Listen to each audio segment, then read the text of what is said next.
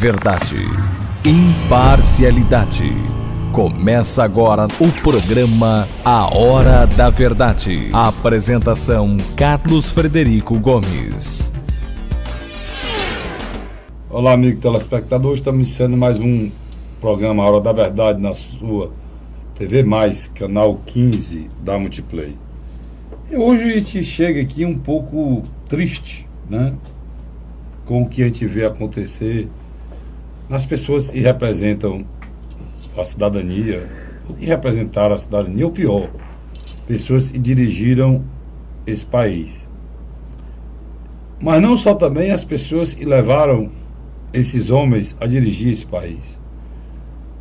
Há um tempo atrás, existia um governo, que era do senhor Fernando Henrique Cardoso, que ele vendeu esse país.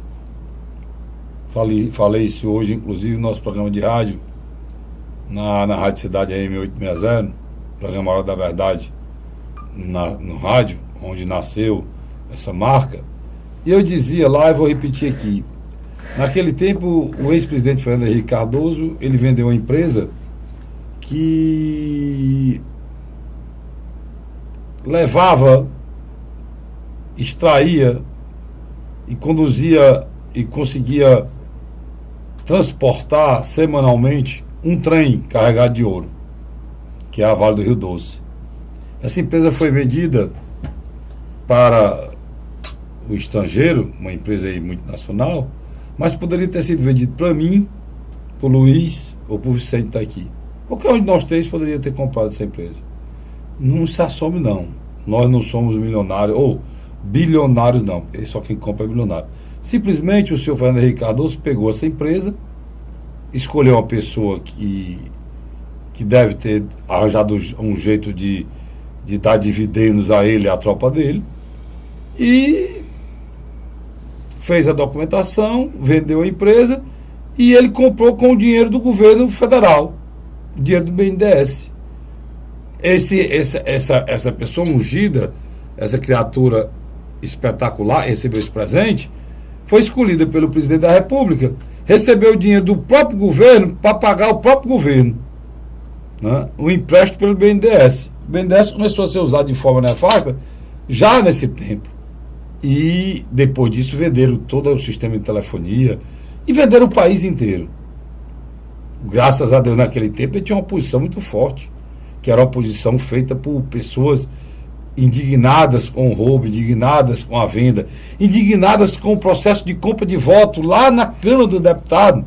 Eu me lembrei agora da figura chamada Ronivon, que recebeu R$400 mil para votar na reeleição do Fernando Henrique. Mas tinha uma posição forte, indignada, que ela, naquele tempo, carregava com si, era o arauto da dignidade, era o arauto do respeito, da moral, do altruísmo, do caráter. E um partido carregava essa bandeira, uma bandeira vermelha, altiva, contra a corrupção, contra os corruptos.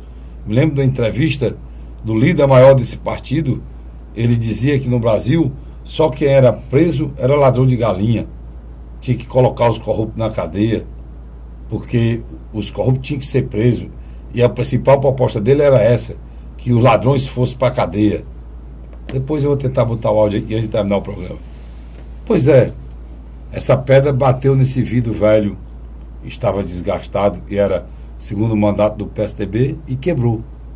E a pedra virou vidraça, e virou governo. Esse governo, naquele momento que ele entrou, ele poderia ter resolvido um primeiro problema de assalto aos cofres públicos desse país, talvez um dos mais graves, que foi a privatização do governo Fernando Henrique. Mas não. Ele preferiu se ajeitar, contemporizar, virar cúmplice do processo de corrupção. O presidente Lula, que tinha a caneta na mão, não assinou a auditoria que deveria ter feito, e se tivesse sido feita, talvez a Vale do Rio Doce seria nossa novamente, porque o processo de privatização foi mentiroso, fraudulento, feito com dinheiro público. Não. Ele não só aceitou, como contemporizou, como absolveu pessoas que fizeram parte desse processo, como o ministro Meirelles, que era o presidente do Banco Central do governo Lula, que vinha do processo de privatização do governo Fernando Henrique. E daí ele gostou do processo, tanto que gostou que o Fernando Henrique fez a reeleição e ele fez o mensalão. No mensalão foi criado uma figura que todo mundo tinha ódio, as pessoas, os petistas tinham ódio dessa figura. No início, essa figura, ela foi usada, muito bem usada pelo presidente Lula, como sendo o presidente Lula um homem republicano, que promovia a igualdade entre as pessoas mais pobres, entre os negros e brancos, que foi Joaquim Barbosa, um homem espetacular, que estudando conseguiu ser a mais alta magistratura desse país, ministro do Supremo Tribunal Federal, e ser presidente desse Supremo. Mas naquele momento ele era o Satanás, eleito pelo PT. Era a coisa ruim. Vocês se lembram disso, né? Pois é, Joaquim Barbosa já esqueceram. E Joaquim Barbosa, que era um homem sério, competente, de uma hora para outra sumiu do mapa. Por que será, hein? Não sei. Aí veio o mensalão, acharam pouco, fizeram o petrolão. Aí pegaram bilhões desse país, o Fernando Henrique vendeu. Eles não, eles preservaram as estatais. E chuparam uma laranja, que você tira o suco e rebola na lata do lixo. Foi o que fizeram a Petrobras. Petrobras hoje, o balanço da Petrobras essa semana saiu pelo presidente Pedro Parente, ele disse que vai passar 5 anos para a Petrobras passar a ser uma empresa no azul, para sair do vermelho. Vendendo tudo, quase tudo que ela tem. Está abandonando o gás, está abandonando a distribuição de petróleo, está ficando só na exploração e diminuindo cada dia que passa o custo da exploração para poder sair disso. Se o petróleo aumentar, ela está em boas condições. Pois é. Aí foram a Petrobras, usaram tudo. Bilhões foram desviados. Compraram uma ruivazinha, que é uma refinaria lá nos Estados Unidos, a maior vergonha desse país. Compraram, venderam, deram propina, pessoas foram presas, tem empresário preso já com uma certa idade, morrendo na cadeia. Tem um empresário, o maior empresário desse país, que é o exemplo da elite branca, junto com eles, esse rapaz está preso há mais de 1 ano. Mas elegeram o seguinte: o Lula disse aqui no Ceará agora que ele estava sendo perseguido. E perseguido por quem? TCU, Supremo Tribunal Federal, Ministério Público Federal, Polícia Federal, Receita Federal e o STJ, Supremo Tribunal de Justiça. Quer dizer, todo o arcabouço jurídico do Brasil se combinou e eles juntos fizeram uma espécie de uma caça ao Lula. Um pacto. É um pacto. Eu não é nem um pacto. Eu acho que isso aí, o que eles estão querendo dizer, é a teoria da conspiração perfeita. O que vocês deveriam fazer, presidente Lula? Ela está fazendo avaliação e rumo levou o seu governo, o governo da presidente Dilma, pedir desculpa ao povo brasileiro, de arautos da corrupção, vocês terem se transformado nas pessoas mais corruptas hoje do planeta, e fazer uma reflexão, pedir desculpa e voltar atrás, como os homens de bem fazem. Eu votei no Lula duas vezes, Cássio. Essa é a maior decepção que eu tive. Eu não deixei a esperança ser vencida pelo medo. Hoje eu sei que a esperança era falsa. E o medo fez com que aumentasse mais ainda a falta de esperança no meu coração. Nosso país não tem saída. Porque essa mesma figura que monta esse esquema, essa mesma pessoa que assaltaram esse país, são as pessoas que hoje estão nas praças públicas e algumas pessoas ainda gritam que é o guerreiro brasileiro. Se ser guerreiro brasileiro nesse país é rasgar as nossas leis, destruir a nossa Constituição, assaltar os cofres públicos, montar esquema de corrupção e se achar acima da lei, já disse, ninguém fez mais do que o Lula na área social. ProUni, FIES foi melhorado, sistema de placa, energia para todos, e foi energia, projeto pensado pelo Fernando Henrique e feito por ele, Bolsa Família, a maior distribuição de renda feita nesse país, um salário mínimo de $300. Tudo isso é perfeito, mas junto com isso foi formado o maior esquema de corrupção da humanidade aqui nesse país. Não foi o único, foi não.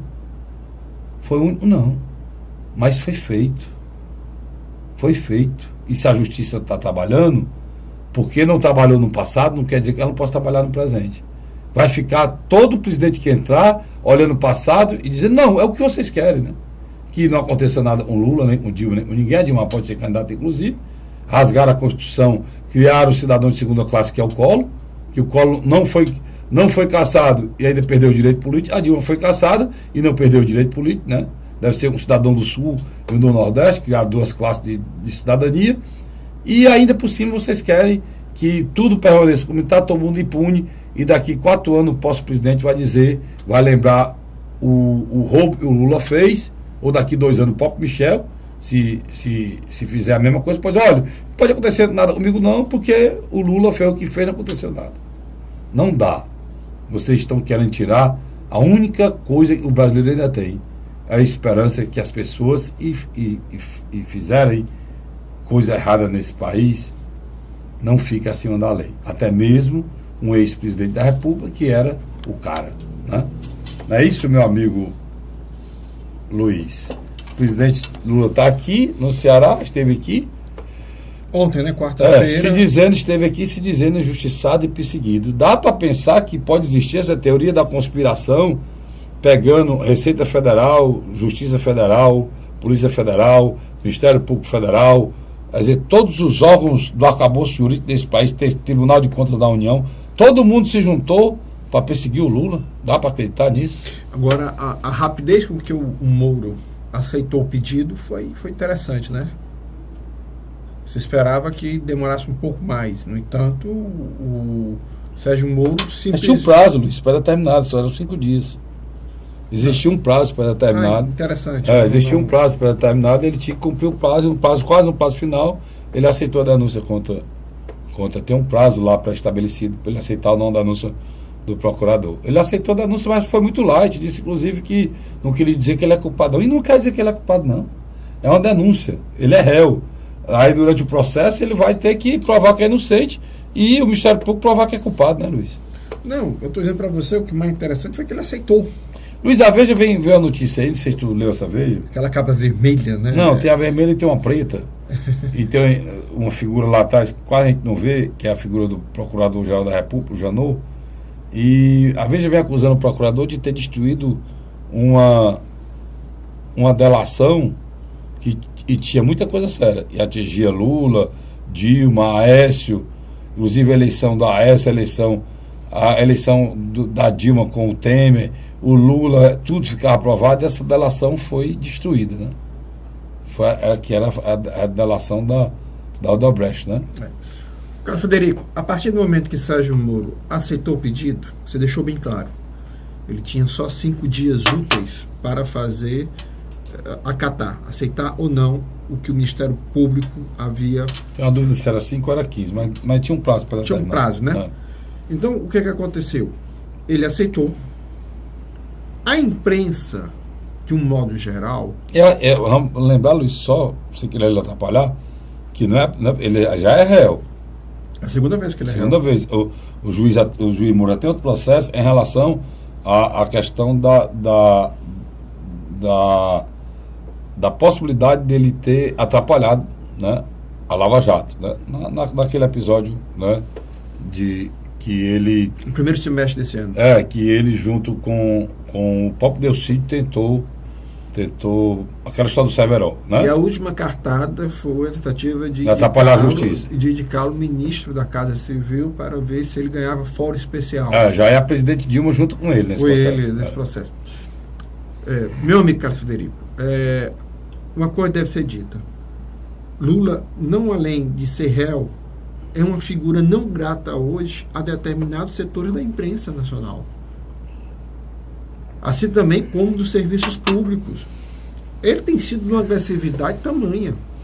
Ele tenta se justificar achando que existe um complô para pegar. Não, é demais. E ele tem ferido pessoas de bem. Ele foi muito grosseiro com aqueles meninos, aqueles procuradores do Ministério Público. Ele foi com todo servidor público. Ele chamou os procuradores de analfabeto político. Eu acho que você pode ser até analfabeto político, presidente Lula, porque nem todo mundo é obrigado, né, Luiz? Falar para o presidente Lula, pode ser que esteja ouvindo a gente, estava por aqui. Nem todo mundo, presidente, é obrigado a saber dessa canalice, e vocês vivem, não, no dia a dia, não. Nem todo mundo é obrigado, não. Nem todo mundo sabe dessa canalice e é governar nos esquemas que vocês fazem para se manter no poder, não.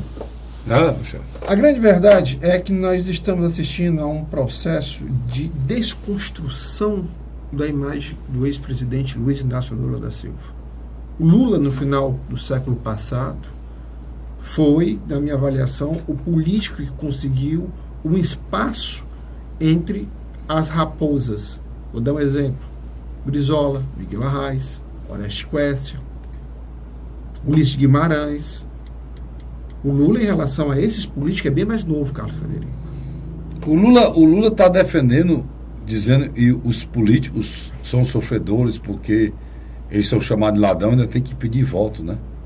E que esses meninos passam no concurso, não tem que fazer nada. E os políticos disse isso e ele criticou porque eles só fazem estudar e mais nada. É porque a questão da judicialização da política, que é um fenômeno que está acontecendo, e para o bem da nação. Rapaz, irmão, eu vou dizer uma coisa, eu tenho tanto respeito por esse menino que estuda às vezes 14 horas. Eu tenho lá em casa alguns desses meninos que são formados em Direito, que são concurseiros, como minha filha Carla, como a minha filha Rafaela, o meu filho Dia, que é economista, minha filha Rafaela, que é economista, e passa o tempo todo estudando. Meu pai passou na Receita Federal, a minha irmã passou no Tribunal de Contas da União. A minha filha, que é concurseira, está estudando, trabalha e estuda à noite. A minha filha que trabalha numa empresa privada, que além de trabalhar durante o dia todo, ela leva trabalho para casa, muitas vezes sai do trabalho 8 horas, um genro meu que trabalha dia de sábado também, que é economista, administrador da empresa, chega a trabalhar 12, 13 horas por dia. Aí o presidente Lula olha para esse povo. O presidente Lula, esse povo não toma cachaça de R$5.000, não, presidente. Ele não se junta com o senhor Chico Buarque, né? Essas pessoas que usam sempre a pobreza como escudo para conseguir o que quer, que falam nos pobres e botam na letra, na música falam em pobres, são elitistas ao extremo e só tomam um vinho de 5.000 contos, vinho francês, né, Luiz? E só fuma charuto, que um charuto dá para pagar o aluguel de muita gente, o charuto que vocês fumam. Eles trabalham e estudam muito, presidente, para chegar lá. O senhor devia ter o dizer para Marina Silva, é política, né? Que era empregado doméstico pobre como o senhor é aqui do Ceará, foi lá para o norte do Brasil, aqui de Messejana, foi lá para o norte do Brasil, lá o pai virou seringueiro e ela virou empregado doméstico e estudou, né? Tem 3 formaturas, né, Luiz? Contaminada pelo mercúrio. Respeitada no mundo todo, contaminada pelo mercúrio, e daí passou a ser defensora do meio ambiente, né? Agora, é interessante. O ex-presidente Lula está substituindo o Maluf como uma espécie de político negativo no imaginário popular. Vou lhe explicar isso direitinho. Nos anos 90, um estudante da USP colocou no flanelógrafo. Era para ele ter colocado assim: roubar o meu livro. Ele disse: malufar o meu livro. Usou a palavra maluf como roubo, né? Roubo. E dali em diante... E conjugou um novo verbo no Brasil. Novo verbo. Então, o malufismo se tornou um adjetivo negativo. Apesar, vou botar aqui entre parênteses, por muitos anos, a política de São Paulo, ela foi dominada pelo malufismo e o antimalufismo. Já Lula é interessante. Lula começa a criar uma zona de atrito. No lugar das pessoas atacarem o Lula é que está atacando. A grande verdade é essa, Carlos Frederico.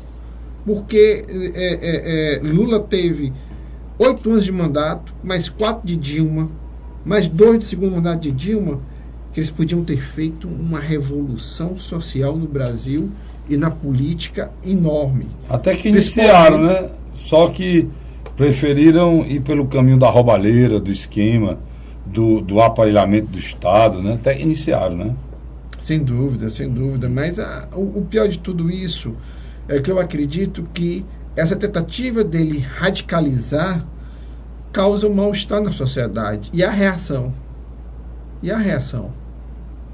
Não só da imprensa, não só dos meios jurídicos, mas da sociedade como um todo. Eu acho que falta o Lula, um conselheiro que chegue e diga: meu amigo, está na hora de ficar em silêncio. Ele tem 30% hoje, Luiz? Não, tem não.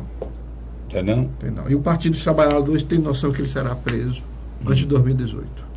Eu acho que eu acho que deveria arranjar um jeito dele pagar o que deve sem ser preso, porque ele já disse, e se for preso vira mártir, ou sei o quê. Tem uma frase que ele usou de efeito, e eu acho que não merecia isso, não. Eu acho que o presidente Lula devia ter a oportunidade de ser candidato de novo e perder essa eleição. Seria o maior exemplo de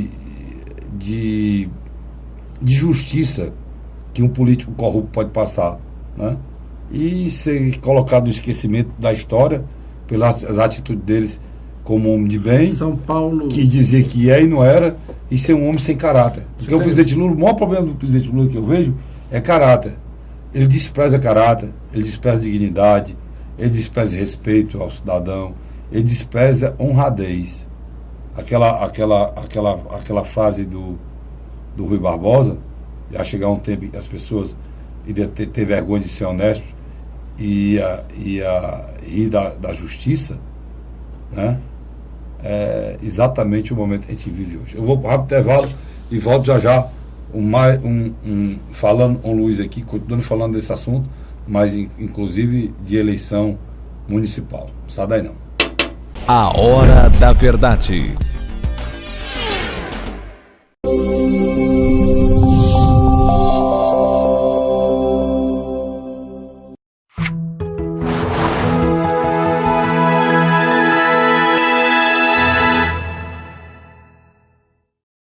A Hora da Verdade. Estamos de volta agora com o segundo bloco do nosso programa Hora da Verdade. Voltando à história do Lula, o Lula esteve aqui presente aqui no... Quarta-feira esteve aqui no Cariri? No Cariri, sendo mais exato na cidade de Barbalha. E Juazeiro. E aqui em Fortaleza, na Praça do Ferreira. Luiz, algumas coisas a gente não consegue entender. Eu sei que é o partido, mas o governador não era para ter ido disso não, né, cara? Acho que o governador não era para ter comparecido, não. O governador é um homem de bem, um cara sério, uma família decente. O Eudoro é um homem sério, pai dele. Minha opinião, não deveria ter, não. E aí fica dividido entre os dois PT, né? Ele teve lá, porque é um grande problema. Eu acho que é o mesmo, é um PT só.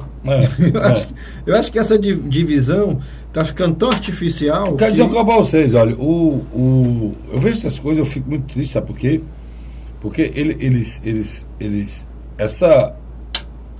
o que foi feito no país em termos de corrupção, Luiz, o eleitor que não lê revista, que não acompanha os jornais televisivos, não sabe a gravidade, ou falar em bilhões, aí vê o Lula na televisão direto, pensa que estão falando bem dele, né? Não sabe nem que estão falando mal, ele pode ser preso. Quer dizer, as pessoas estão tem bom senso. Estão vendo as coisas. As pessoas têm bom senso. Eu sei, mas muitas pessoas do interior estão vendo a coisa, Luiz, sem saber o que está acontecendo, cara. E elas são iludidas. Eu vi aqui, na época dessas manifestações, você ia à manifestação contra o impeachment, né? Você é a favor contra o impeachment. Muitas pessoas que eu conversei, as pessoas saíram da periferia de Fortaleza, diziam que iam atrás, iam lutar por conseguir uma casa. Iam para o movimento sem saber o motivo real desse movimento. Ainda continua usando o povo brasileiro, menos esclarecido, como massa de manobra. Isso é muito triste, né, cara? Isso é muito triste, né? População mais pobre sendo usada como massa de manobra por essas pessoas, e eu acho isso muito ruim. Por isso, e é importante a ida do Lula ainda no Crato, ou ainda em Barbalha, porque algumas pessoas lá não sabem, não tem dimensão. Quer dizer que aquela máxima que eu quero perguntar a vocês, eu vou perguntando aqui a vocês. Tenho muita vontade de perguntar a todos os políticos, eu conheço, são homens de bem e são do PT. Eu queria perguntar a eles e perguntar, muita vontade de perguntar a vocês isso. Quer dizer que aquela máxima que tem no interior, que o prefeito pode roubar, mas se der o dinheiro para as pessoas, tá tudo bem? Porque é nada mais, nada menos que vocês estão dizendo para o povo em relação ao Lula. Vocês querem convencer qualquer cidadão vivo e ter um mínimo de conhecimento, e tudo que aconteceu aí não teve o dedo dele, é mesmo vocês querendo me convencer em duende e que eu vá lá para Lapônia atrás de Papai Noel para receber meu presente de Natal. Tá bem pertinho já. É a mesma coisa, cara. Nem a pessoa, o petista mais doente do mundo sabe que tudo que foi montado ali foi pelo Lula. E se você conversar com ele do lado, ele vai dizer que tinha que ser feito isso para justificar a permanência no poder, dentro do projeto de poder pré-estabelecido para quem passar 30 anos no poder. Não é isso não? Ou estou errado, Luiz? Não está errado não.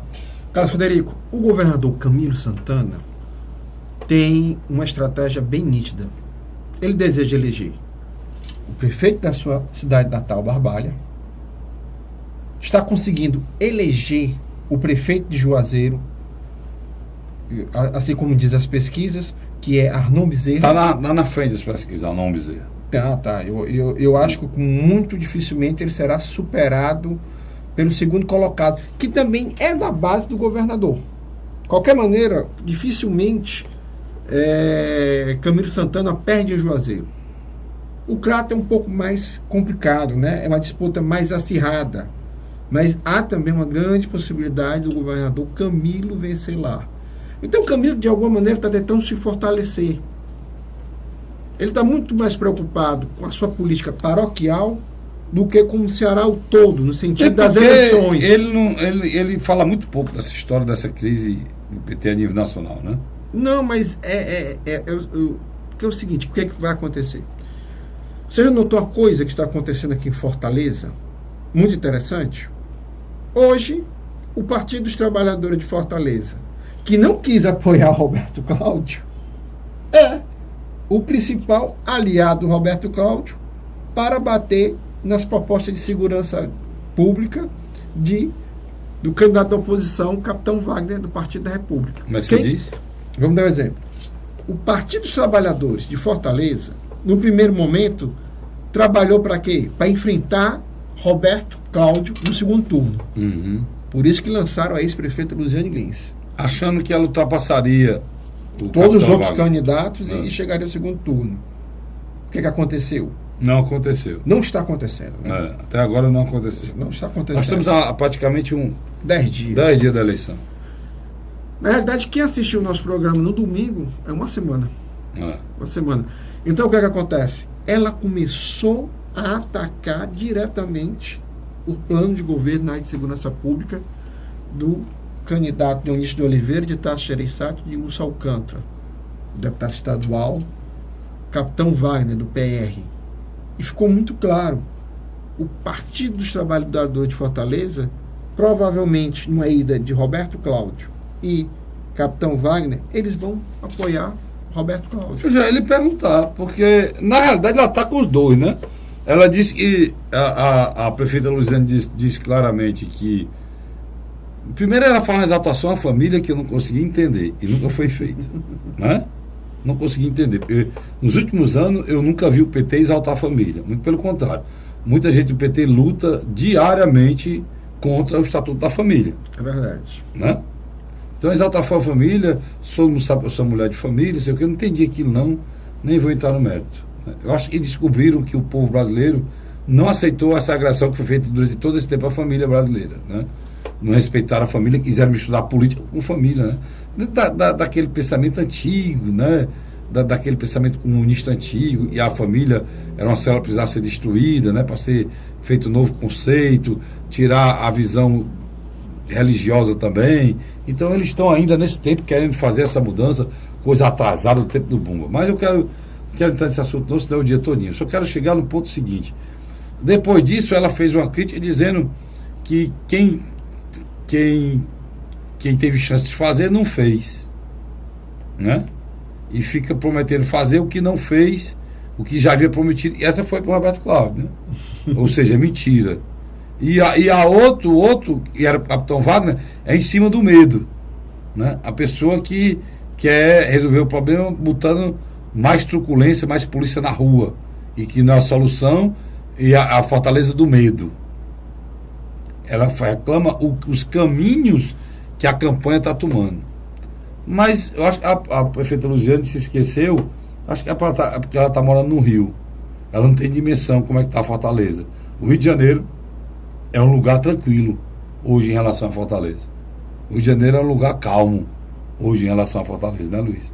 Nós temos a capital mais violenta do país e nós temos também... E aí tem algumas coisas, Luiz, a gente escuta e é obrigado a escutar, né? Como dizer que teve uma época aí que a segurança melhorou em Fortaleza. Eu não vi essa época.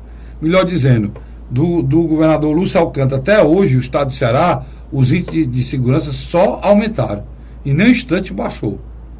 É tanto que o governador Cid Gomes foi eleito governador em cima da falta de segurança no estado do Ceará, criou aquele programa Ronda do Quarteirão, e foi eleito no desgaste do Lúcio, que era a insegurança do estado do Ceará, e depois ele teve de grande dificuldade, depois de 8 anos, para fazer o sucessor, né? Foi apertado, né, a eleição do Camilo, né?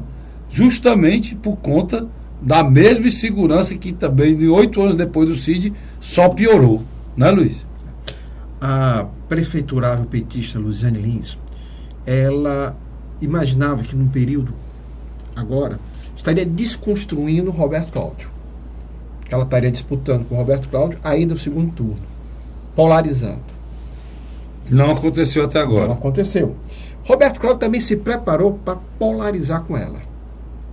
Tanto que Roberto Cláudio colocou na sua chapa majoritária um vice que era para neutralizar o discurso do capitão Wagner, do Partido da República.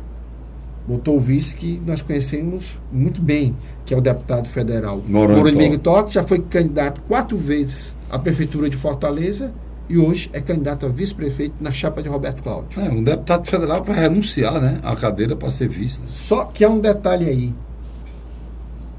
O debate da segurança pública foi introduzido pelo próprio Roberto Cláudio, que colocou o Moroni, trouxe para o centro da arena política a questão da segurança pública. Mas não precisava, Luiz. Isso está presente na vida dos fortalezenses. Mas só que a partir do momento... Pela própria tragédia que é viver em Fortaleza. Mas a publicidade, a propaganda do Roberto Cláudio, ela não adentrou na questão da segurança pública.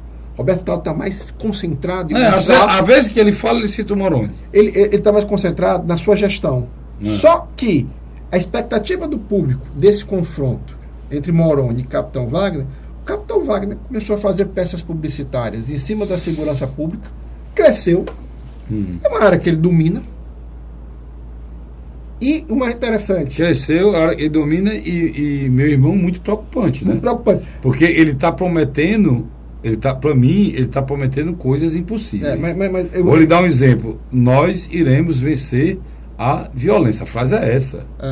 Vencer a violência. Você pode dizer, e pode, com certeza, melhorar a segurança pública, diminuir os índices de segurança, agora você dizer que vai vencer a violência, e aquela cena emblemática das pessoas botando a cadeirinha... Mas aí eu posso explicar pelo marketing eleitoral, é emocional. Mas tem uma promessa embutida aí, cara. Mas ele joga com o emocional. Ele joga com o emocional e vende uma coisa impossível de ser feita. Mas aí... Porque, vamos analisar, são 4 anos. Não existe a possibilidade de reeleição. Para acabar a violência em Fortaleza, eu reputo um processo de muito trabalho durante 20 anos. Isso você contando com o governo federal, o governo estadual, e um trabalho a nível nacional para que isso acontecesse. Para realmente você amenizar de uma forma muito clara a violência em Fortaleza. Você dizer que vai vencer a Fortaleza em 4 anos, ser direito à reeleição, e dentro de um processo em que você não tem um tostão de transferência de recurso federal para a área de segurança para a prefeitura, tem para do Estado. O mais a prefeitura pode fazer é um convênio com a Secretaria da Justiça ou com o Ministério da Justiça, e consegue aquelas armas taser e aquelas coisas que até a Luziane fez e o Roberto Cláudio já fez. Fora isso, não tem. É você vender, de novo, nós vamos cair na mesma esparrela da propaganda enganosa, né, Luiz? Mas, Carlos Frederico... Coisa que aconteceu no governo Dilma e não deu certo. Então eu acho que os candidatos a prefeito de Fortaleza, eles têm que começar a ter mais seriedade com as propostas. Está criticando a Luziane, igual estou criticando o Capitão Wagner, e também algumas propostas, inclusive tem a rede Wi-Fi do Heitor para a cidade toda. Será que isso é possível?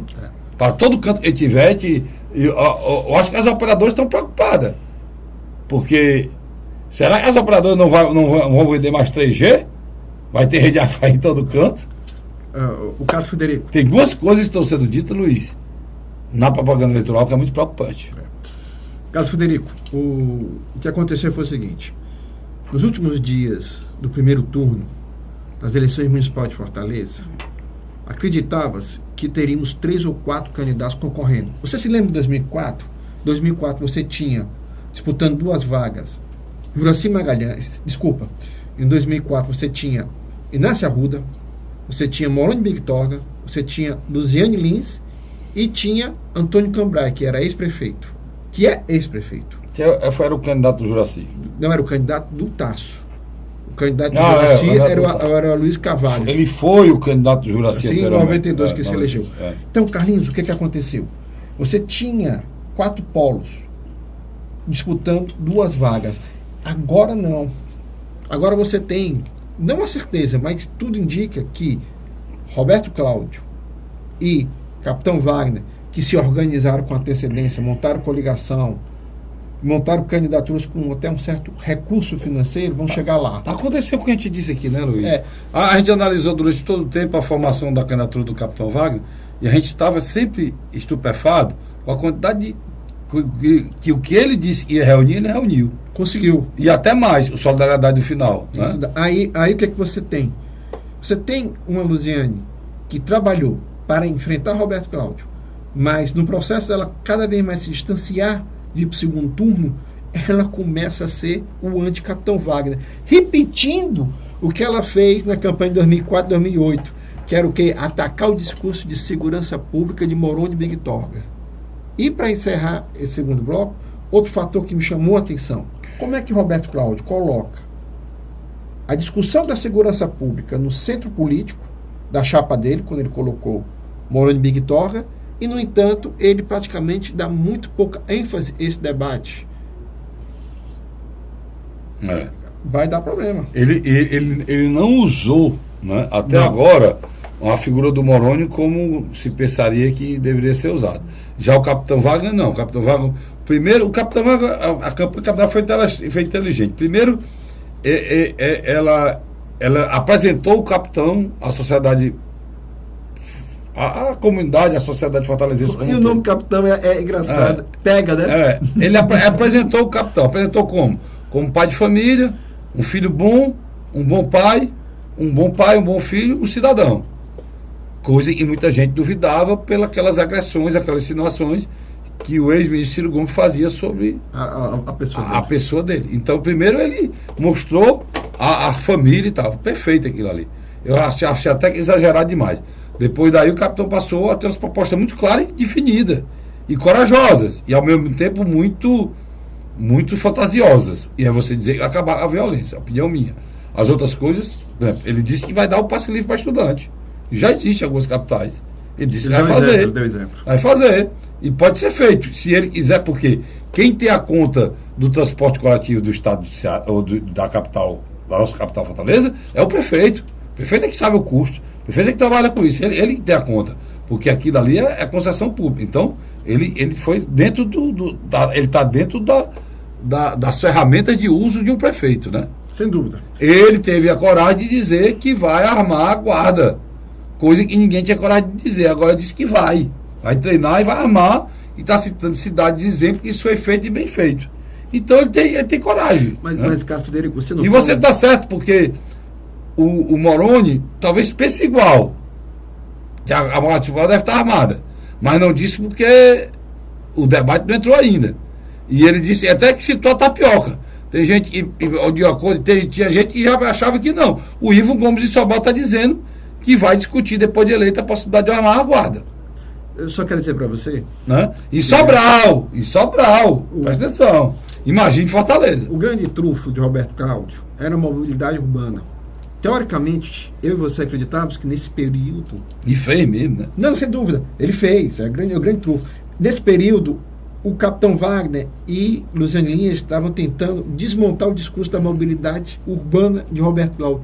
E a gente está chegando no final do primeiro turno e o centro do debate é Guarda Municipal e Segurança Pública. Mesmo porque a maior angústia do fortalezense é segurança pública. E alguém precisa dizer isso para a candidata Luciane Lins, né? Ela acha que isso é uma coisa assim, não, que está discutindo. Prefeita, a senhora está há muito tempo lá no Rio, né? E não sabe, e a gente está vivendo um momento aqui. Está em Brasília, pessoal, deputado federal, né? Não sabe como a gente está vivendo aqui. Rio e Brasília, o eixo Rio e Brasília, não sabe como a gente está vivendo aqui. Fortaleza piorou muito nos últimos anos. Do tempo da senhora era muito ruim, e hoje, cada vez que passa, está pior. Só não para quem é político e tem segurança, né? Aí não. Vamos para um rápido intervalo e a gente volta já já. A Hora da Verdade.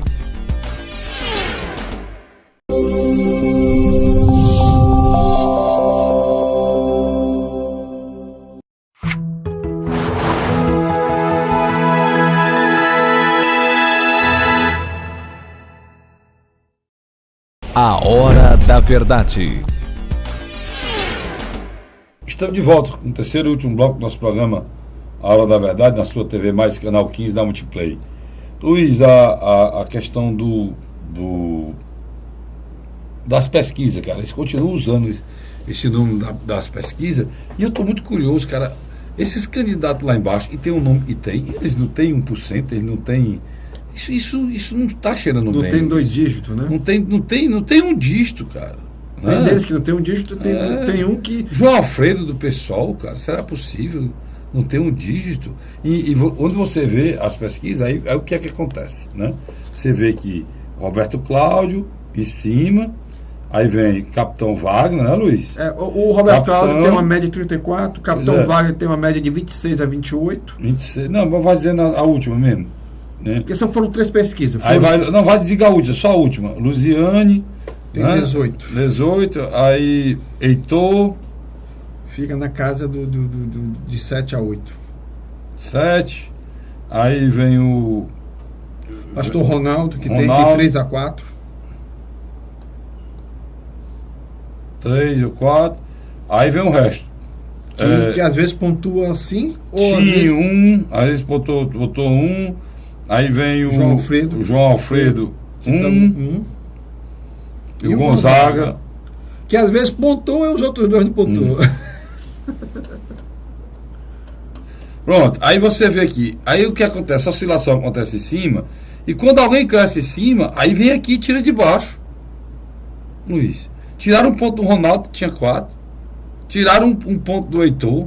Zeraram os outros 3 lá embaixo. Isso aqui, cara, é claro, mano. Isso aqui é claro. Porque aqui eles jogam, porque não interessa a eles, né? Não interessa a ninguém. Eles polarizam lá em cima, se preocupam em dar o exato para a Luziane, tanto que a Luziane não sobe nem desce, né? Praticamente é a mesma coisa, né? Aí o Heitor eles tiram, tem coragem de tirar do Heitor, que está mais distante da Luziane, não tem como acontecer o que aconteceu na eleição passada, em que o Heitor tinha 14, segundo a pesquisa, perto da aferição.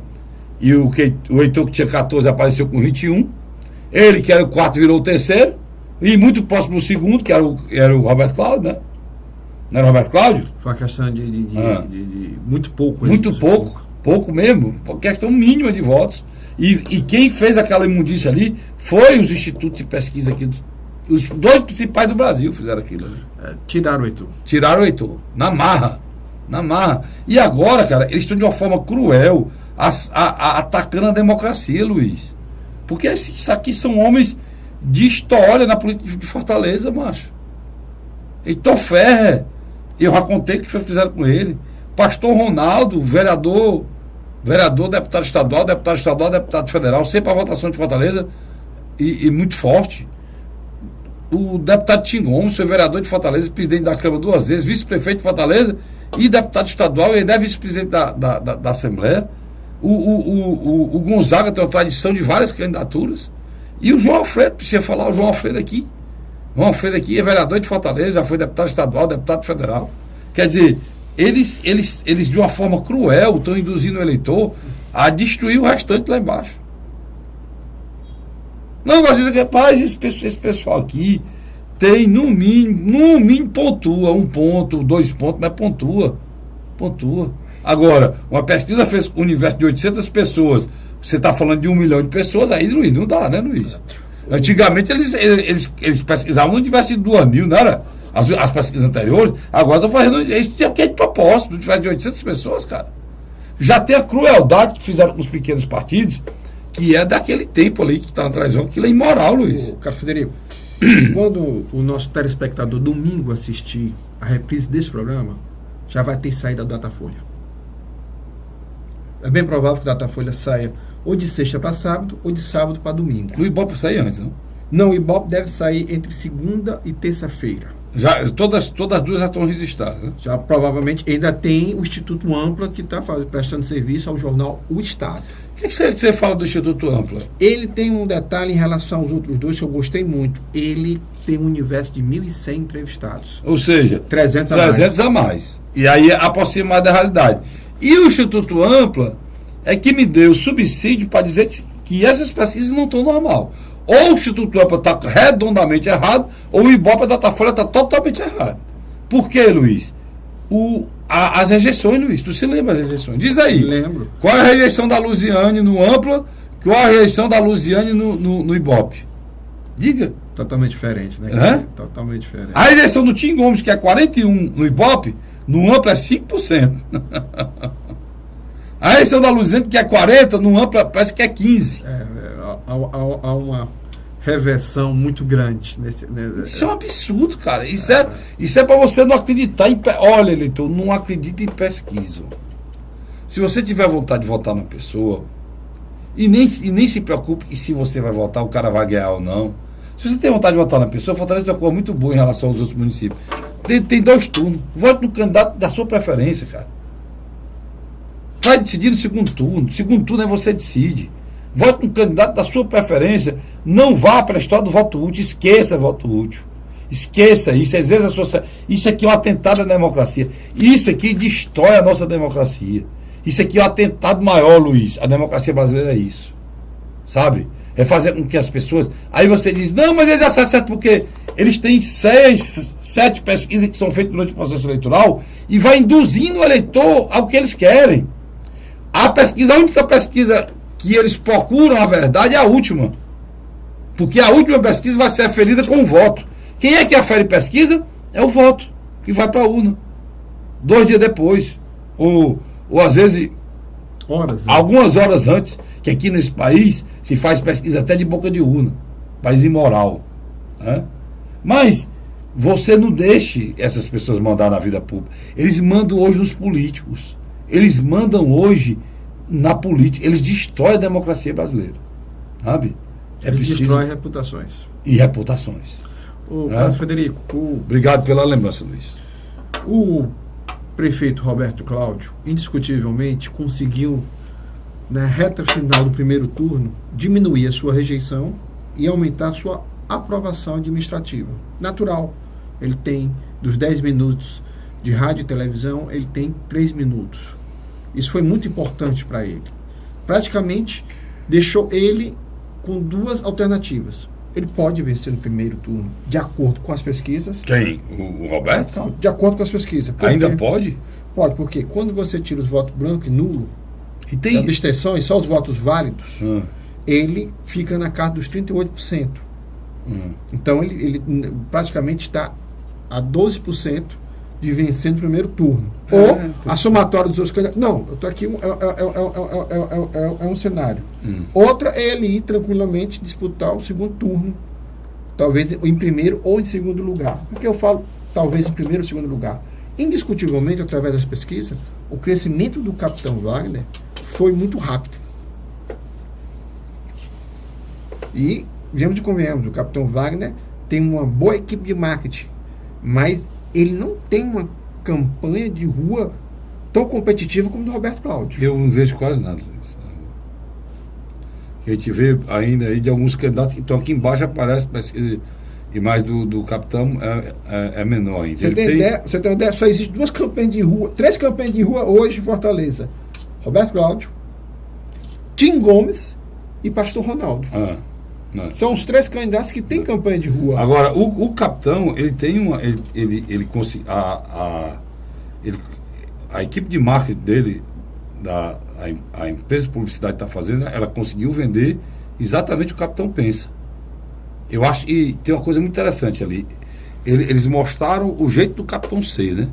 Eles não quiseram transformar, né? E deu certo. Eu acho que o caminho inverso correu o Heitor. A equipe de marketing do Heitor de 2012 é bem mais competente do que essa equipe de 2016, isso não tem a menor dúvida. O Heitor não está conseguindo passar a mensagem bem clara. E também as outras também, apesar do pouco espaço também, a deputada Tim Gomes não conseguiu, a do Ronaldo está tentando, mas o voto útil tem sido muito cruel com ele. Muito cruel. Essa é a história da pesquisa aqui que eu estou dizendo para vocês. Agora, fica muito claro, através das pesquisas, um fenômeno. O deputado estadual Renato Rosendo, que foi prefeiturável em 2012, terminando aquela eleição com 148 mil votos, ou quase 12% dos votos válidos, na minha avaliação, deveria ter transferido uma parte desse eleitorado para o João Alfredo. Não conseguiu. Esse eleitorado, lógico que não desapareceu, né, Carlos Frederico? Eu acredito que uma parte dele hoje é que está segurando os índices de Luciane Lins. Eu também acho. É a única candidatura de esquerda que tem aí com alguma chance, né? O Gonzaga não entra a esquerda mais extrema, né? Então você tá correto. Acho que foi o eleitor do Renato, né? Deputado de grande figura do deputado Renato Rosendo, que é muito forte, eu acompanho mesmo, não acompanhou o João Alfredo e foi para a Luciane. Você está correto. Agora, Luiz, tem uma coisa do Roberto Cláudio que é interessante a gente colocar. O Roberto Cláudio, a administração dele apareceu agora nesse ano, né? De forma mais grave, ou de uma forma mais vista, de uma forma mais contundente. Mas ele errou. A equipe de marketing dele demorou muito a demonstrar o lado positivo da administração dele. Pois mas o que ele está inaugurando aí de obra nessa cidade, por exemplo, nessa parte de mobilidade urbana, agora mesmo, foi praticamente terminado a Padre Antônio Tomás, né, ali. O da Aerolândia. O túnel, o da Aerolândia, que era... no Cordeiro. Que era um grande problema para essa cidade, uma cidade apartada. Aquilo ali melhorou a vida de milhares de pessoas. E, rapaz, ali, aquele viaduto da Zé Bastos, que está ligando ali aquela rua ali do canal, que eu me esqueci agora aqui o nome, atravessa ali o viaduto da Zé Bastos, ali da Saga, e aí corta a Juventude Feitosa, corta a Bezerra de Menezes, corta a Sargento Hermínio, a Francisco Sá, Sargento Hermínio, vai até a Leste-Oeste. Um corredor espetacular que foi criado agora. Quer dizer, é muita coisa.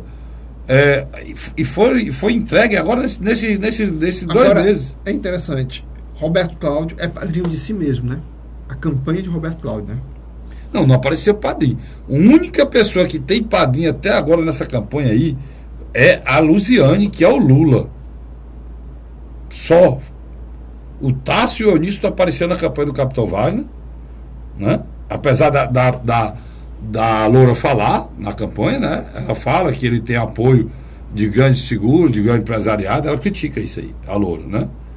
E o Cid e o Ciro não tocam nem no nome dele na campanha do Roberto Cláudio. Agora é engraçado, a Loura recebeu dinheiro de empresário em 2008 e 2012 para o candidato dela, o Eumano de Freitas, ela não lembra disso, né? Ela esquece. Tá falando, inclusive, na pesquisa fala algumas coisas, Luiz, eles estão falando, eu acho que, por exemplo, o Capitão Wagner tem um erro grande. Ele fala os políticos, não sei o quê, Capitão Wagner é deputado. Deputado e é político. É vereador, foi deputado, ele foi primeiro suplente de deputado, foi vereador e deputado, então ele é político. Mesmo se ele não tivesse nenhum mandato, mas como ele está numa candidatura, ele é político. Ele não deveria fazer isso. Não é só mal, porque é uma mentira. Os políticos, você é político, meu irmão. Você é político. Então, nós somos políticos. Não, aqui é candidato a político. A gente que não é candidato é político partidário. Mas, por exemplo, se você pode ter sido, se você deixou a vida pública, não é mais candidato, você não é mais político. Mas mas o cara que tem vive da mandato, política, que tem mandato, tem 3 mandatos, então está em busca de mais um, é político. Então, são erros que não deveriam acontecer. Agora, Né? Carlos Frederico. E vocês não notam, as pessoas notam, como o Tasso Gereissati disse assim, criticou a campanha do Roberto Cláudio, que é cara. O Tasso Gereissati pode falar de campanha cara? O Heitor pode. O Heitor criticou a campanha do Roberto Cláudio, que é cara. Tá certo de fazer, tá não? Porque as campanhas do Heitor são franciscanas. E essa mais do que todas. Agora, o Tasso não pode, porque eu subi no palanque quando o Ciro era candidato a prefeito de Fortaleza, quando o Ciro era candidato a governador, quando ele se candidato a governador, naquele tempo tinha o showmício, era Leandro Leonardo, Zezé de Camargo Luciano, quer dizer, era o que tinha de mais caro. Agora, Carlos, essa semana me chamou muita atenção. Eu recebi no WhatsApp uma imagem dos 3 irmãos Ferreira Gomes, abraçados. Foi, eu vi. 3 em 1, né? 3 em 1. Eleja Ivo e leve de quebra. Vicente, enquanto a gente vai falando, eu vou abrir leve aqui. de quebra o Ciro e o Cid, né? Carlinhos, você que conhece bem Sobral, qual é a sua avaliação? Sobral hoje é... Eleição duríssima. Empate técnico, o Moza está lá. Aí empate técnico, eleição duríssima. Duríssima. Uma das eleições mais duras, mais difíceis. Acho que é a eleição mais difícil nos últimos 50 anos da história de Sobral. Obrigado. É muito competitivo. Muito competitivo. Agora, isso aconteceu graças à rejeição e à falta de desaprovação da administração do Veveu. Né? Chegou a 69% de... É muito alta. Ele não conseguiu, ele não tem, Luiz, esse feedback, essa interlocução com a sociedade. Me perguntaram. Ele levou essa dificuldade. Eu quero parabenizar aqui os irmãos, só para acabar, Vicente, mas eu quero parabenizar os irmãos, Luiz, essa sua coisa emblemática. E vamos parar com essa história aqui de oligarquia e ter irmão candidato. Se eu for falar aqui dos candidatos que estão falando isso, o senador Eunício fez um discurso aí, falando a família, não sei o que, o senador Eunício esquece que ele é senador, que o sobrinho é deputado estadual, né? Que a mãe do Daniel já foi prefeita, que tem um sobrinho lá que é candidato, né? Agora é prefeito. Então isso é normal, senador Eunício. Pode falar nisso, que isso aí não é correto. Eu tenho um apreço pelo senador Eunício, eu acho que isso não é correto, né? Isso não é correto. Aí fala, não, aí quando não é candidato, bota um cupicha. Todo mundo não é candidato, senador, bota uma pessoa de confiança. Como o senhor botou quem para ser vice do capitão Wagner? Pela segunda vez? O senhor botou quem? A pessoa de confiança sua. O senhor não botou nem outro membro do... Como tinha o quê? Tinha o meu amigo Marcelo Mendes. O senhor não escolheu o Marcelo Mendes. Tinha o Vitor Valim para ser candidato. O senhor não botou. O senhor preferiu indicar o vice do capitão Wagner, que era o atual vice-prefeito, o Galdense, que é uma pessoa de confiança sua. Perfeito. Então, algum discurso que os políticos fazem, pensa que a gente não tem memória, né? Fica fora de foco. Fica fora de foco. Acabar. Agora, o que eu estou querendo enaltecer... Roberto Pessoa tem uma filha deputada. Meu filho, não, se for falar todo mundo, Luiz, eu vou falar aqui o dia todo. No próximo programa, eu vou cada vez com você, vou trazer a lista dos políticos aqui que tem parente. Vocês vão ficar, rapaz, é esse mesmo, vou lá para vocês. E o que eu quero falar, estou falando isso por isso, que o Ciro e o Cid tiveram a coragem de lançar o Ivo num momento difícil, mas não deixaram de ir em busca do sonho do Ivo, que é ser prefeito de Sobral. Eles largaram tudo, né, Carlos? Largaram tudo, estão largados com ele, e isso é uma demonstração. A Lia também está lá. Isso é demonstração de amizade, de irmandade, e chegou a vez do outro, que tem vocação. E os dois foram trabalhar por essa vocação. Isso é muito bonito. Eu acho que é um exemplo que deveria ser seguido pelos outros, né? E o Moser é uma candidatura fortíssima em Sobral. Fortíssima. Competitiva. Tem um problema. Se o Moser tivesse tido o apoio do Guimarães, Maria, aí a chance mas aí que tá de perder seria muito grande. E tem eleitor, a possibilidade ainda, dizem o eleitor do Guimarães é que vai decidir, né? Estão dizendo que há a possibilidade do Guimarães desistir. Se o Guimarães desistir, ou se o eleitor desistir do Guimarães, né, e apoiar o Moser. É isso mesmo. Você está querendo dizer? Infelizmente, esse papo começou, a gente devia ter começado antes. Vamos terminar o programa. Na verdade, agradecer vocês. Mas na próxima semana só vai ser eleição, né, Frederico? Agradecer a você, a audiência. e dizer que na próxima semana nós estaremos aqui de volta. Até lá.